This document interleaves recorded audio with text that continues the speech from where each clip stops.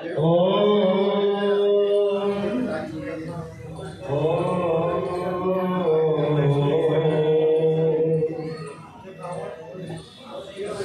पंथा मनुष्य सूर्या चंद्रमसा दिव पुनर्जता जानता संगमे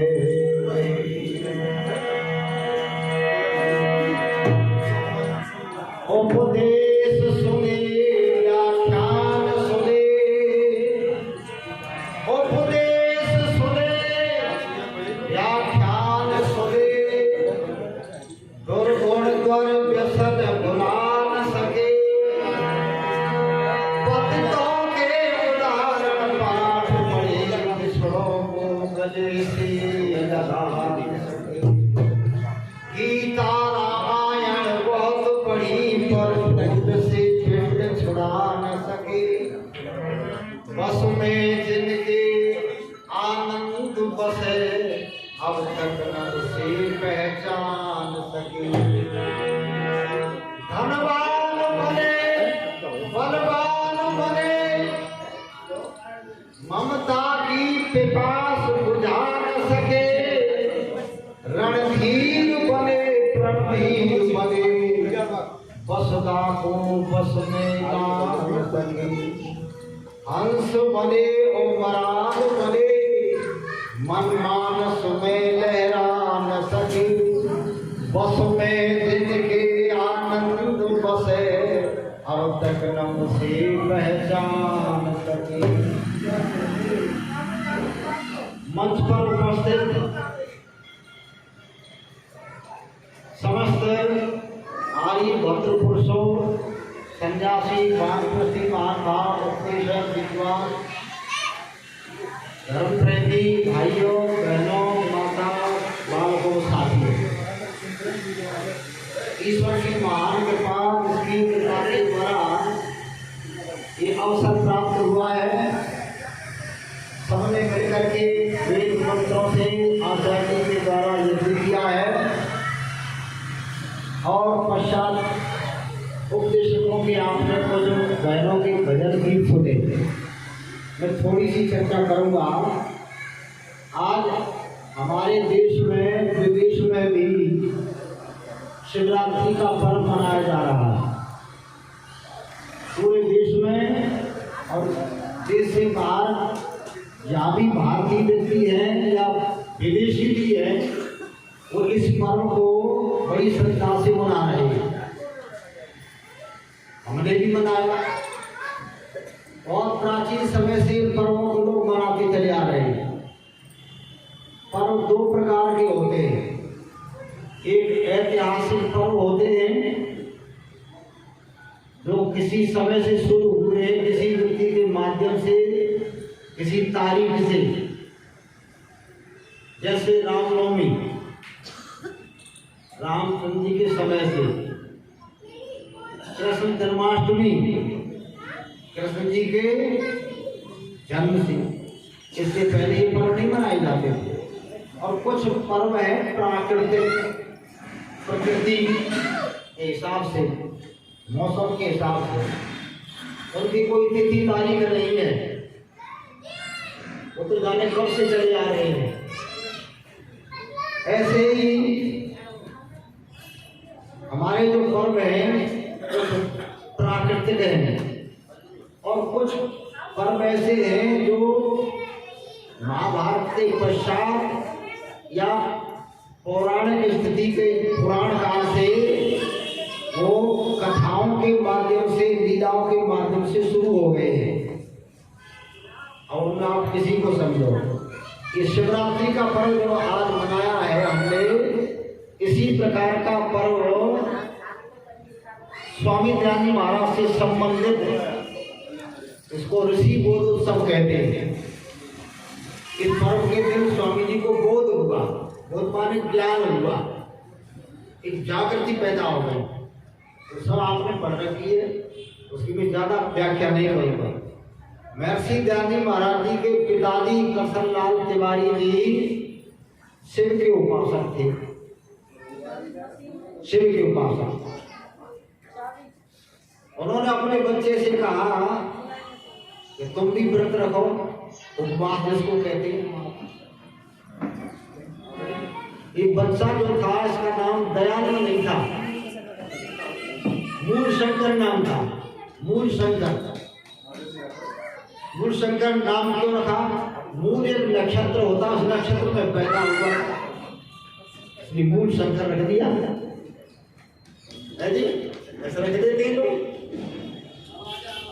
मूल शंकर से कहा पिताजी ने तो व्रत रखो, क्या भूखे रहो, शिव जी की भक्ति करेंगे, शिव जी कल्याण कर देंगे। माता जी ने मना किया कि बच्चा दिन भर भूखा नहीं रहेगा, बच्चा है भी भूख सहन नहीं करेगा। पिताजी ने कहा ना, इसको भूखा रहना पड़ेगा, व्रत रखना, उपवास इसको रखना पड़ेगा। रख लिया, बच्चे ने बात मान ली। अब भूखा रहा दिन भर ये मूल शंकर। कहा पिताजी क्या करें, शिव जी के मंदिर में चलेंगे, शिव जी कल्याण कर देंगे, रहो ना। बच्चा चला गया, बच्चों में श्रद्धा होती है। रात्रि में ये जब गए मंदिर में तो सब भक्त जागते रहे और ये कहा गया जो सो गया उसका कल्याण नहीं होगा। बालक जागता ना, सोना नहीं चाहिए, कल्याण नहीं होगा। देखा जो रात्रि हुई तो चाचा जी सो गए, पिताजी सो गए, पुजारी सो गए, सब भक्त लोग सो गए, ये सो गए, नींद आ गई। और ये क्या करता, अपनी आंखों पर पानी छिड़क देता। सो नहीं तो सो गया तो कल्याण नहीं होगा। अब पानी छिड़कता रहा, जागता रहा, क्या देखा, रात्रि में जो शिव जी के ऊपर सामान चढ़ाया मूर्ति के ऊपर, बालक ने देखा कि चूहे निकल के आ रहे हैं और सामान को ले जा रहे हैं, खा रहे हैं। और ये महादेव जी तो कुछ कहते नहीं, ये महादेव जी बोलते ही नहीं, सामान जा रहा है, करवट भी नहीं देते। ये क्या मामला है? जगाया पिताजी को, ये महादेव जी का सामान जा रहा है, महादेव जी सामान को बचा नहीं सकते, हमारा क्या कल्याण करेंगे। पिताजी ने कहा चुप रहो, बोलो मत। बच्चा था नहीं था, फिर देखता रहा, यही दृश्य देखा तो उसने कहा पिताजी ये कैसा महादेव, ये तो अपने सामान की रखवाली ना करे, हमारी रक्षा क्या करेगा ये? तो यही महादेव है, यही है असली महादेव। पिताजी ने कहा बड़ा महादेव तो कैलाश पर्वत पर है, ये छोटा है। बच्चे के दिमाग में बात बैठ गई, बड़े को देखूं, बड़ा भी कहीं ऐसा ही तो नहीं है जैसा ये है। और देखो, देख करके आदमी को ज्ञान होता है। वेद में हमारे आचार्य बैठे जो मंत्र बोलते हैं, सबको याद है। वेद में लिखा है भद्रम कर्णेमी सुनयाम देवा भद्रम पश्ये मां की यजत्रा। ऐ दुनिया के लोगों, इन कानों से सुनो, आंख से इनसे ज्ञान होता है। तो भगवान ने ज्ञान इंद्र दी है, इनसे देख करके ज्ञान प्राप्त करो और कान से सुन करके। बच्चे ने आंख से देखा कि ये तो महादेव नहीं है, ये नकली है, ये हमारी रक्षा नहीं करेगा। अब देखो मूर्ति पूजा सब तुम करते हो, पर 100 लोग देखते नहीं है ऐसे। उसने देखा बहुत, उसने चिंतन किया, कहा असली महादेव कौन है, का यही होता है और कुछ नहीं। तो रात्रि में चल दिया, चल करके कहाँ पहुंचा, मंदिर से आकर के माँ के पास। जैसे बहनी अभी सुना रही थी ना, थी रात मेरी भाई, आकर आवाज लगाई, दरवाजा खोलो माई, वो शिव जी मिला नहीं। माँ के पास पहुंचा, माता जी तुम जिसको शिव जी कहती थी वो तो सामान को रखवाली ना करे, चूहे आए सामान ले जाते रहे, वो शिव जी तो हिला भी नहीं। माता क्या उत्तर देगी बेचारी? अब माता क्या उत्तर दे? इसको उत्तर तो बड़े बड़े व्यक्ति भी नहीं दे पाते। माता चुप हो गई, कहने लगी चुप रहे, यही शिव है और कुछ नहीं। ये शिव मेरी समझ में नहीं आती। वो शिव बता जो सच्चा शिव हो, हमारा कल्याण करे, ये क्या करेगा? माता ने चुप कर दिया। बच्चे के अंदर तो वो एकदम से भाव जाग गए, या ये समझो संस्कार जग गए। ये शिवरात्रि ने देश का भाग्य जगह। इसके बाद देखो घटना को देख करके आदमी बदलता है। एक तो ये बालक है जिसने मूर्ति को देख लिया, उसने समझा कि ये मूर्ति जड़ है, ये चेतन, ये मूर्ति कुछ नहीं कर सकती, प्रतीक है। जैसे तुम अपना फोटो बनवा लो, तुम्हारा फोटो जो है वो कहीं रख दो, फोटो कुछ नहीं कर सकता, ना तुम्हारे घर की रखवाली वो कर सकता है क्या? आ रहा है ना समझ? यही ज्ञान है, यही ज्ञान है। जिस व्यक्ति को ज्ञान हो जाए कि ये चीज सत्य है या असत्य है, सही है या गलत है, ये सब की सबके पास बुद्धि है, तो बुद्धि से काम में उसकी बुद्धि जो है समझ ठीक रहे, वो आज दुनिया में काम कर जाता है। माँ ने पिता ने बच्चे को रोका, पर बच्चे ने ये समझा भाई मैं तो सच्चे शिव को समझूंगा, सच्चा शिव कौन सा है, ये शिव मेरी समझ में। एक तो ये घटना देख करके देखो ज्ञान प्राप्त करो। और एक दूसरी घटना उसी मूल शंकर की बहन मर गई। बहन, ये कहानी नहीं है, सच्ची घटना। बहन मर गई तो जमीन पर पड़ी है, न आंख चलती है, न उसकी जो सांस लेती है, न हिलती है। मूल शंकर देख रहा है ये क्या हो गया, बहन में से क्या चीज निकल गई। आंख तो मौजूद है, देखती नहीं, मुंह मौजूद है, बोलती नहीं, कान मौजूद है, सुनती नहीं, ये क्या हो गया। और शरीर जो कहते ऊपर आए, मूर्ति असली जो है वो बड़ी है, पर तो कोई चीज निकल गई। ये सब लोग रो रहे, पर ये सोचता ही रहा तो ये क्या मामला है। लोगों ने कहा मृत्यु है। तो ये क्या होता है कि शरीर में से जीवात्मा निकल जाता है और फिर लौट करके नहीं आता, उसको मृत्यु कहते हैं। जीवात्मा का शरीर का मिल जाना जन्म और वियोग हो जाना, बोलो क्या है, मृत्यु है। ये तो बड़ा मामला विचित्र है, ये तो हमारा भी होगा। बालक ने देखा दूसरा चिंतन। तीसरा उनके चाचा की मृत्यु हुई टंकारा नाम के गांव में, गुजरात में। चाचा की मृत्यु हुई तो चाचा का भी यही हाल, जमीन पर लेटे न बोले न, वो खिलाते थे। ये क्या हो गया, मृत्यु। बच्चे ने सोचा एक तो ईश्वर सच्चा शिव और दूसरी मृत्यु, ये मामला क्या, इसको समझना चाहिए। अब वैराग्य पैदा हो गया, वैराग्य पैदा हो गया तो बच्चे ने समझा चलो अब यहाँ से किसी व्यक्ति से पूछो ये क्या मामला है। जब घर से जाने की बात सोची, माता पिता को पता लग गया कि लड़के को वैराग्य हो गया, ये घर छोड़ दे। उन्होंने विवाह की तैयारी कर ली, विवाह में फंसा दो, ये जो यही रहे। विवाह की तैयारी कर ली। मूल शंकर ने सोचा विवाह हो जाएगा तो मैं समझ नहीं पाऊंगा, फंस जाऊंगा। मौका पाकर के बहनों भाइयों घर से निकल गए, चुपचाप निकल गया। किसकी खोज में, सच्चे ईश्वर को बताओ, सच्चे महादेव को। ईश्वर को महादेव कहते, सच्चे ईश्वर को बताओ मृत्यु क्या है। बड़े बड़े साधु संतों से मिला, घर से निकल के चला गया, वापस घर नहीं आया। अकेला लड़का था, पिताजी पूछते रहे। चलते चलते बालक कहाँ गया, घूमता रहा, चलते चलते ये जो है वर्षों बीत गए। साधु सन्यासियों से कहा बताओ महादेव कहाँ है। किसी ने कहा कैलाश पर्वत पर। कैलाश पर्वत पर देखा तो कोई मिला जो गांव में।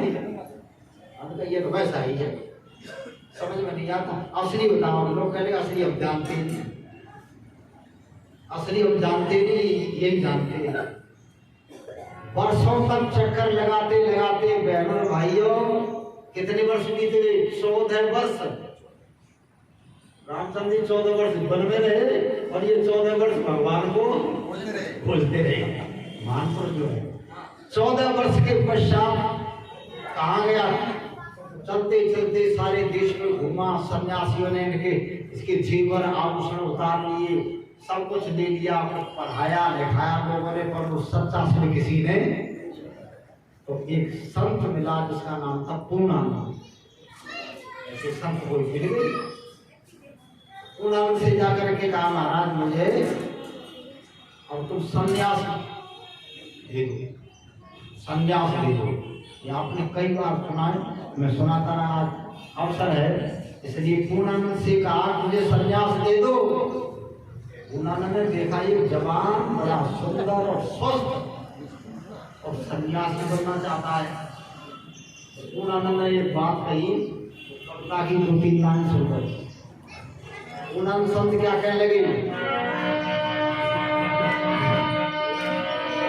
काम क्रोध मद मोह लोभ तेरे पथ में आगे अड़े जाएंगे,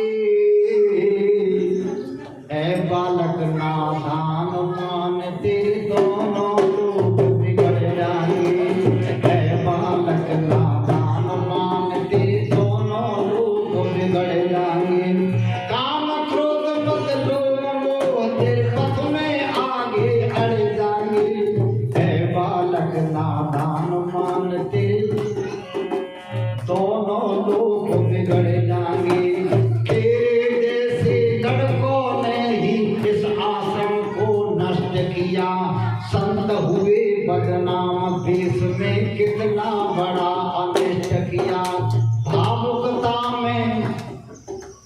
भावुकता में बद सन्यासी अपना जीवन भ्रष्ट किया, सदाचार का बाना त्यागा, अनाचार को पुष्ट किया। बाली उम्र में साधु बन के घोर नरक में पड़ जाएंगे, ऐ बालक नादान मान तेरे दोनों लोग बिगड़ जाएंगे, ऐ बालक नादान मान तेरे दोनों लोग बिगड़ जाएंगे। काम क्रोध मद लोभ मोह पथ में आगे अड़ जाएंगे, ऐ बालक नादान मान तेरे दोनों लोग। पूर्णानंद कहने लगे सन्यासी मत बने, बहुत कठिन है।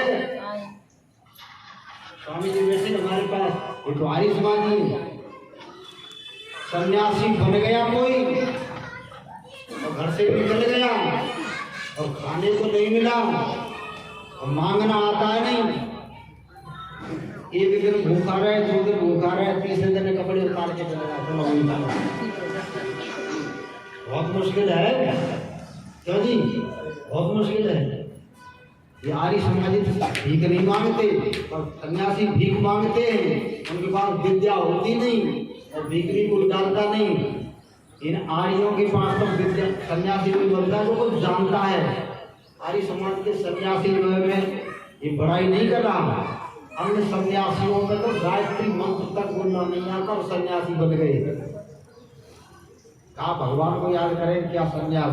पूर्णानंद कहने लगे सन्यासी मत बने, बहुत कठिन है, बड़े बड़े लोग फिसल गए, तो क्या करूं महाराज, तो ब्रह्मचारी रहे। और पूर्णानंद ने कहा ब्रह्मचारी रहना भी बड़ा कठिन है, जीवन भर ब्रह्मचारी रहना बहुत कठिन है, हर व्यक्ति नहीं रह सकता। पता नहीं कब आदमी फिसल जाए, कब गिर जाए। बड़े बड़े व्यक्ति जो है ब्रह्मचारी रहे और कुछ जब उम्र बड़ी उम्र में जाकर के गिर गए, पतित हो गए, तो क्या कहा उन्होंने, ब्रह्मचर्य का काम कठिन है, तेरी है नादान उम्र, पग पग पर फिसलन का डर है, जहरी है नादान उम्र, पग पग पर फिसलन का डर, जहरी है नादान उम्र। ब्रह्मचर्य का काम कठिन है,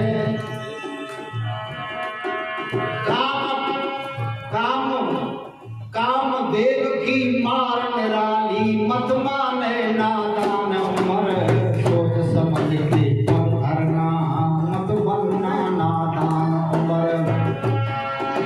तेरे कोमल तन के अंदर काम के कांटे गड़ जाएंगे, ऐ बालक नादान मान तेरे दोनों लोग बिगड़ जाएंगे। ब्रह्मचारी भी देना कठिन है। महाराज फिर क्या करूं, सन्यासी तुम दो नहीं और ब्रह्मचारी की भी मना करते, फिर क्या करूं, गृहस्थी बन जाओ। ना महाराज गृहस्थी ना बनूंगा, अब ये प्रतिज्ञा करता हूं गृहस्थी नहीं बनूंगा, घर छोड़ के चला गया। और सुनो महाराज, तुम कहते हो ब्रह्मचारी रहना कठिन है, अब मेरी बात सुन लो। तुमने अपनी कह दी, अब मेरी सुन लो। तो ज्ञान नाम अभी नहीं चलता, अभी तो भूल शंकर ही नाम है, भूल शंकर नाम है। अब क्या कहा गुरु जी, एक बात सुनो। चंद्र टले सूरज टल जावे, प्रतिज्ञा कर रहा है। चंद्र टले सूरज टल जावे और दुनिया का व्यवहार टले, और अचल टले अचल टले अचला टल जावे, दुनिया का व्यवहार टले। लेकिन बंध्या के हो पुत्र प्रभु की रचना बारंबार टले, लेकिन मेरा व्रत गुरु जी टले नहीं संसार टले, लेकिन मेरा व्रत गुरु जी टले नहीं संसार टले। मेरे वज्र शरीर के तन में काम के कांटे मुड़ जाएंगे, ऐ बालक नादान मान तेरे दोनों लोग बिगड़ जाएंगे। प्रभु जी, गुरु जी, सूरज अपनी जगह छोड़ दे, चंद्रमा नियम तोड़ दे, पृथ्वी नियम तोड़ दे और सृष्टि के सारे नियम टूट जाए, बन जाके पुत्र भी हो जाए, संसार का सारा व्यवहार टल जाए, पर मैं अपने दिल से टलूंगा नहीं, मैं ब्रह्मचारी रहूंगा। आप मुझे संन्यास दो या मत दो, ये तुम्हारी मर्जी है। देख लिया, परख लिया, ये जो है पक्का है, व्रत ले रहा है, तो आखिर में संन्यास दे दिया पूर्णानंद ब्रह्मचारी ने। आखिर में संन्यास दे दिया पूर्णानंद तपधारी ने। विद्यादान और दे दो का दयानंद ब्रह्मचारी ने, विद्यादान और दे दो का दयानंद ब्रह्मचारी ने। उन्होंने संन्यास दे दिया और नाम रख दिया दयानंद। इस दिन से इनका नाम दयानंद रखा है। कहा महाराज मुझे विद्या और दे दो। विद्या आपने संन्यास दे दिया, देख लिया बढ़िया, अब संन्यास दे दो, कपड़े रख लो। संन्यास दे दिया, नाम दयानंद रख दिया, महाराज विद्या दे दो। उन्होंने क्या कहने लगे, विद्या देने कि अब मेरे सामर्थ्य नहीं, बेटा व्रत हो गया, मैं पढ़ा सकता नहीं, अब मैं पढ़ा नहीं सकता। हमारा फिर विद्या मिलेगी। अब मेरा एक शिष्य है, नाम ब्रजानंद है, मथुरा में रहता है, आंखों से अंधा है और वेदों का सूरज है। धरती पर इस समय वेदों का सूरज वो ब्रजानंद है, उसके पास चले जाओ, वो पढ़ाया करता है। गुरु जी आंखों से अंधा, वो क्या पढ़ाएगा? तो आंखों से अंधा पर चारों वेद कंठग्रह से याद है।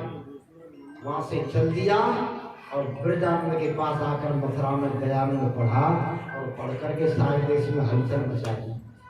अब देखो एक घटना से देख करके बदला और कहां से कहां पहुंच करके 200 वर्ष हो गए उनके जन्म को।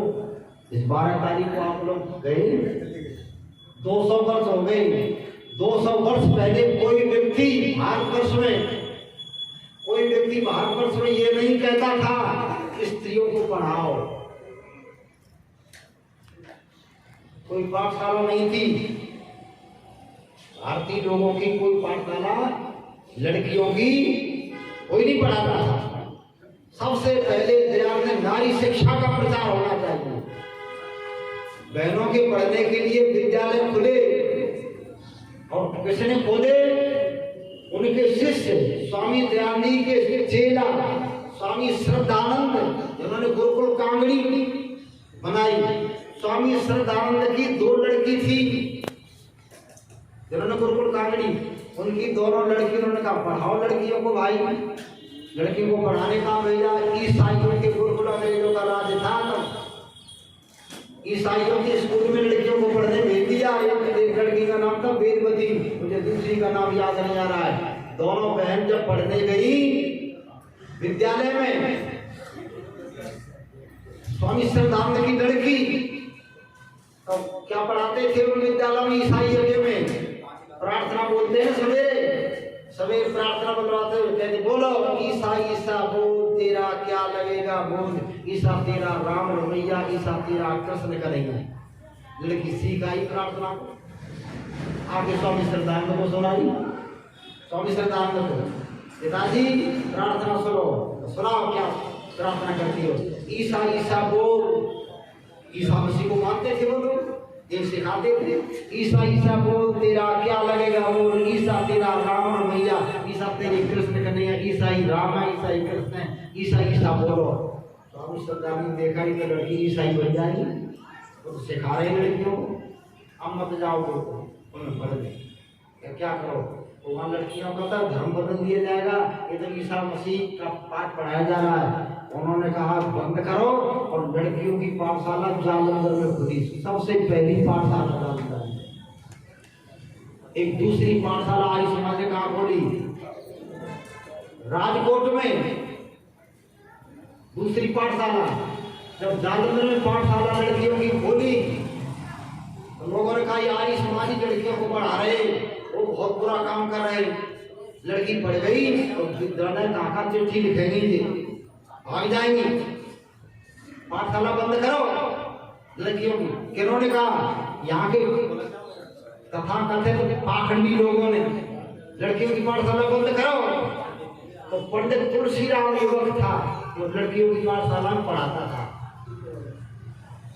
और तो पढ़ाने वाली थी नहीं उस समय, पुरुष पढ़ाएं शुरुआत हुई। पंडित तुलसीराम की पाठशाला से पढ़ा करके घर को आ रहा था, छुट्टी करके जालंधर बाजार में। तो तिलक लगाने वाले पाखंडी ढोंगी हमारे देश के जो आर्य समाज के विरोधी थे, उन्होंने क्या कहा, भाई रुक, कहां से आया, पढ़ा करके पाठशाला बंद कर दे। लड़कियों को पढ़ाना किसी ग्रंथ में नहीं लिखा है। अगर लिखा है तब पढ़ाता हूँ। कहाँ लिखा है, वेद में लिखा है। अब बता कहाँ लिखा है, तो ये मंत्र ये जानते ही, यथेमा वाचन कल्याणी मावदानी कलेब्य, पढ़ने का अधिकार स्त्रियों को पुरुषों को बराबर है, वेद में लिखा है। और दयानंद ने बताया है, इसलिए मैं पढ़ाऊंगा। उन्होंने कहा हम नहीं पढ़ाने देंगे। सत्य घटना जालंधर के बीच बाजार में पंडित तुलसीराम युवक को पाखंडियों ने पकड़ करके सड़क पर डाल दिया और उसके शरीर में भाला छेद दिया।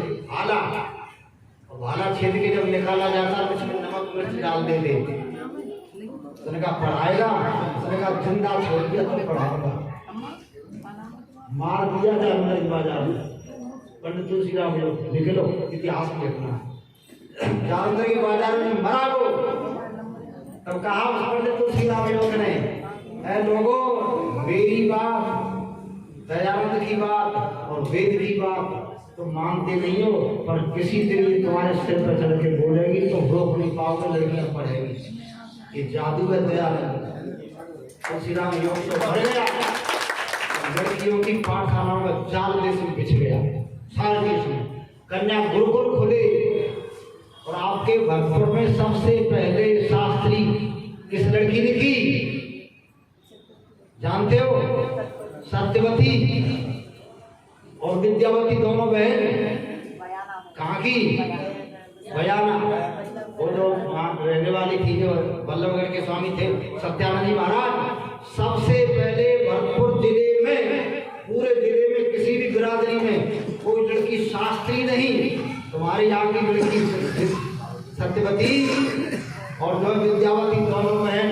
और लड़की की पाठशाला कन्या भोसावर आर्य विद्यापीठ हमारे यहाँ खुली। इसलिए आर्य समाज ने जो शिक्षा का काम किया, स्वामी दयानंद महाराज का जादू है ये, सारे देश में जाम फैल गया और तो रोक नहीं पाएगा। विदेशों में भी लड़कियां पढ़ाई, विदेशों में, देशों में। यह दयानंद का ये कह रही थी बहन जी कि रात मेरी भाई आकर आवाज लगाई, दरवाजा खोल मेरी भाई, वो शिव जी मिला नहीं। ये घटना से देख करके दयानंद कहाँ पहुँच गया और देश में क्या कर गया। आज सारे देश विदेशों में। और देखो 12 तारीख को मोदी जी को कहना पड़ा, चाहे वो कुछ भी मानते हो, चाहे और लोग कुछ भी मानते हो, सारे देश के सामने कहना पड़ा कि दयानंद का काम है नारी शिक्षा का और अछूत उद्धार का।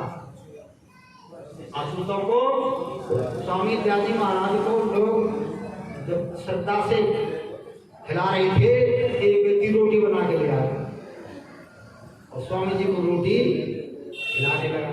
तो लोग क्या कहने लगे, स्वामी जी ये किसकी रोटी खा रहे हो? और स्वामी जी ब्राह्मण परिवार के और बड़े बड़े लोग बैठे थे और स्वामी जी उसकी रोटी श्रद्धा से लाया, उसकी रोटी खाने लगे। स्वामी जी किसकी रोटी खा रहे हो? तो किसकी? तुम्हें दिखाई नहीं देती? तो ये जो रोटी बना के लाई नाई है, नाई की रोटी खा रहे हो। स्वामी जी ने कह रहे नाई की नहीं, गेहूं की। देखो गेहूं पहला व्यक्ति था, वो पहला व्यक्ति था जो भेदभाव छुआ था उसको मिटाने वाला था। ऐसा व्यक्ति कोई आया नहीं इस प्रकार का भेदभाव मिटाने वाला। कि कितने जीवन की घटनाएं, उसकी घटना सुनाते रहे तो कई दिन तक सुनाते रहे तब पूरी ना होगी। बहुत कुछ हम लोग पढ़ते रहते हैं स्वामी दयाल महाराज को, इसलिए भैरव भाइयों उसको आज के दिन बोध हुआ था, ज्ञान हुआ और आपको भी ज्ञान हो जाता है और आप जानते हुए फिर मानते नहीं, निकल नहीं रहे उस पाखंड से, निकल नहीं रहे, ज्ञान हो जाता है। कि हमारे भाई नारायण देव जी ये चढ़ावा में पढ़ाते थे, चढ़ावा में सिर्फ सही संस्कृत कॉलेज चढ़ावा में दालमिया का नगर है, वहाँ मैं गया। इन्होंने अपने साथियों से कहा हमारे भाई साहब आए, उनका प्रोग्राम थोड़ी देर करा लो। यहाँ क्या है तो आर्य समाजी विचारधारा के, और इनके साथ जो पढ़ाता था वो छोरण का जैसे मानते हो वो था। आप लोग जो है मूर्ति पूजा को नहीं मानते होंगे, उनका सुन लो कार्यक्रम ना, आर्य समाजी मूर्ति पूजा को नहीं मानते, उनका कार्यक्रम कराएंगे। हमारी रोटी रोजी का सवाल है। और वो मंदिर में पुजारी था, उन्होंने कहा तुम्हारा को खंडन नहीं करेंगे तो, और सुन लो। तो मैंने कहा मूर्ति पूजा को हम जो है मानते, किसको मानते? हम जीवित मूर्तियों को मानते, उनकी पूजा करते। और जड़ मूर्ति को मानते तो जड़ ही मानते, उसको चेतन नहीं मानते। जड़ को जड़, चेतन को चेतन। ये जिस दिन समझ में आ जाएगा उस दिन समझो तुम जो है वेद को समझ जाओगे और बोध हो जाएगा। आज जो हम जानते ये जड़ है पर फिर भी मानते नहीं। एक दलील लेकर समाप्त करो कार्यक्रम। देखो शिक्षा प्रकाशन कवरत्न थे ना अजमेर के रवि रत्न, उनको गुरु मानता था, कविता सीखता था। उन्होंने 2-3 लाइन लिखी है, शिक्षा ले ले यही समय और ये जग क्या है विद्यालय, और जान उसी को ज्ञानी आलम जिसने ये पुस्तक ली, बात और झूठ नहीं कहता हूँ। तो क्या कहते थे कि दुनिया विद्यालय, इसमें से सीखो, पशुओं से शिक्षा लो, पक्षियों से लो। कैसे लो?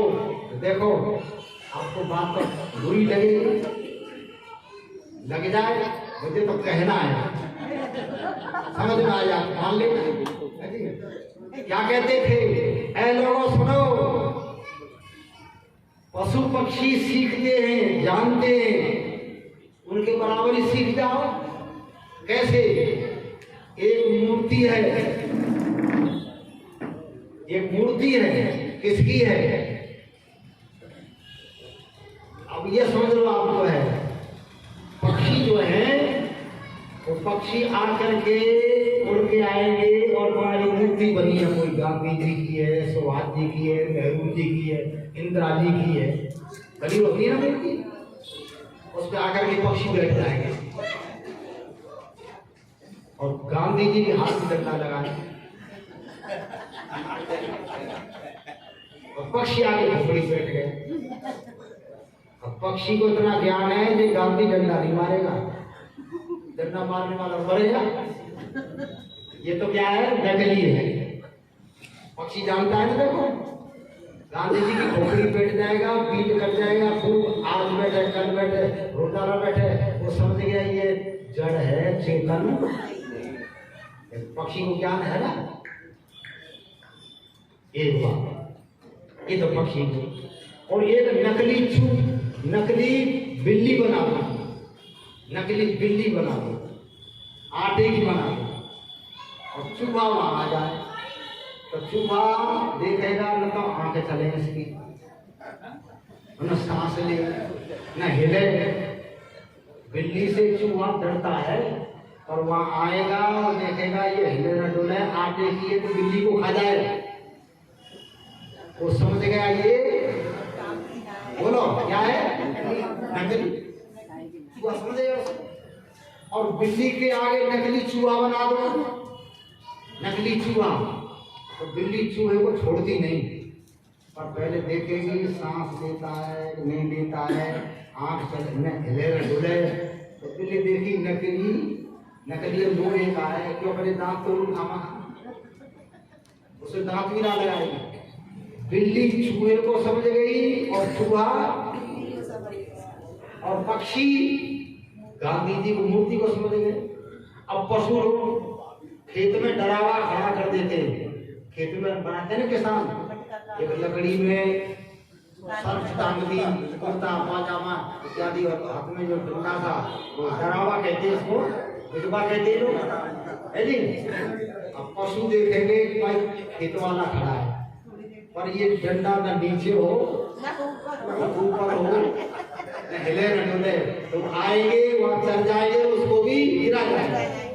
अच्छा बताओ, अब आदमी के सामने तुम कोई मूर्ति रख दो, किसी की रख दो, आदमी क्या करेगा, MA BA professor doctor master MLA MP है जी, ये जाएंगे हमारा क्या ध्यान रखना। आप जब सलाम में खड़े हो गए क्या कुछ भी हो, वो अकल के दुश्मन हो तुमसे, तो पक्षी अच्छे, पशु अच्छे, वो असली और नकली को पहचान गए, और आदमी अभी तक असली नकली को दयानंद यही पहचान गया था शिवरात्रि, असली क्या है नकली क्या है, आए समझ में।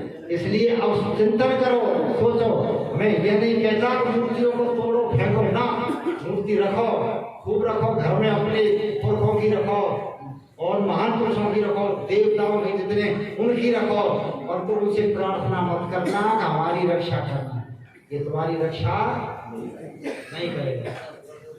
मैं कभी कभी प्रचार में कह देता हूँ भाई, हमारे पिताजी का हो गया देहांत और हमारे पिताजी की मूर्ति बनवा ली है, वो कमरे में रखी है, और मैं प्रचार में जाता हूँ बाहर, तो मैं कह के जाऊँ पिताजी बाहर जा रहा हूँ, घर की रखवाली रखना, तुम्हारा ही घर है ये सामान तुम्हारा ही है। अच्छा हम चले जा बाहर, पीछे से आजा चोर, सामान में चोर बांध रहे, पिताजी देख रहे मुटो मुटो, बोरी ले चोरों ने सामान रख लिया बोरी में और ले जा रहे, सामान पिताजी का ही खरीदा हुआ था, बस मेरा था, सब भर लिया बोरी में। चोरों ने सोचा पिताजी को भी ले चलो,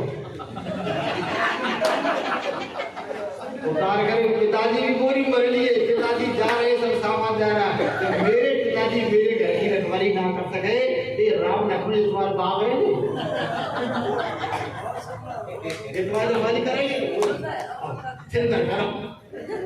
अब सोच हो ये बात, मैं खंडन नहीं कर रहा, मूर्तियों को तोड़ करके फेंको मत, मूर्तियों को रखो, मूर्ति यादगार के लिए। हमारे पुरखा ऐसे थे, हमारे पुरखा ऐसे थे, हम भी ऐसे ही बने, तब तो कुछ काम बनेगा। और ये कहोगे पुरखा हमारी रक्षा करे, यदि ऐसे पुरखा रक्षा करते थे ना, मोदी जी सारी मूर्तियों को लेकर के पाकिस्तान की मोर्चे पर, चीन की मोर्चे पर खड़ी करते, रखवाली करना, और हमारी सेना बचेगी, हथियार बचेंगे, और तुमसे ही काम चल जाएगा। तो मूर्ति ने लोग तोड़ देंगे, ले जाएंगे, न देश बचे न मोदी बचे। आराम समझ में, ये मूर्ति रखवाली नहीं कर सकती, ये यादगार के लिए है। इसलिए स्वामी दयानंद महाराज आज के दिन से समझ गए कि मूर्ति जड़ है, ये यादगार के लिए रखो, पर इनसे कोई काम नहीं करवा सकते, तो नहीं ये पढ़ा सकती, सिखा सकती, रखवाली कर सकती।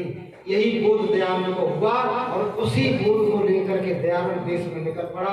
आज सारी दुनिया में दयानंद ने हलचल मचा दी, और एक देश में नहीं, जाने कितने देशों में दयानंद के गीत गाए जा रहे। सारी बात आज दयानंद की मानी जा रही है, आज सारी बात है, चाहे सरकार मान रही हो, तब विदेश के लोग मान रहे हैं, ये सब दयाल का जादू है। उस व्यक्ति ने इस दिन के इस पर्व पर जान करके और उसी विद्या को देश में फैलाया है। बहनों भाइयों, ये थे महर्षि दयाल। हम उसका प्रचार करते और सत्य सत्य को समझो, ज्ञान प्राप्त करो, ज्ञान बढ़ाओ और हर व्यक्ति से ज्ञान सीखो। दुनिया ये विद्यालय है, इसमें से अच्छी अच्छी बात सीखा मिले और सीखो। आपका कल्याण होगा। बहुत बहुत धन्यवाद। लड़के भाई साहब, शब्दों को खजाना जो कभी खाली नहीं होता है, वैसा महसूस होता है कि हम आपके बच्चों को